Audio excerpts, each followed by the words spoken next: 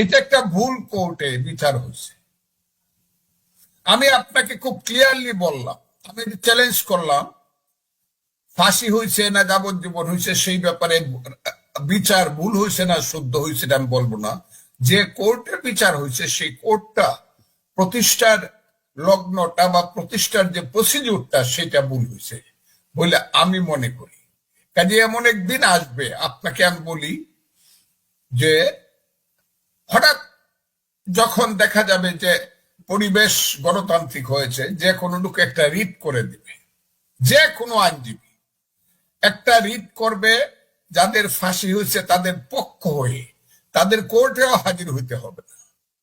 সেই রিটে তারা জানতে চাবে যে 2024 সনে 5ই আগস্টের যারা বিরুদ্ধ শক্তি, যারা পালায় গেছিল, শেখ হাসিনা সহ যারা, তাদের বিচার করার জন্য যে কোর্টটা প্রতিষ্ঠিত হয়েছিল সেই কোর্টটা সঠিক ছিল না বেঠিক ছিল।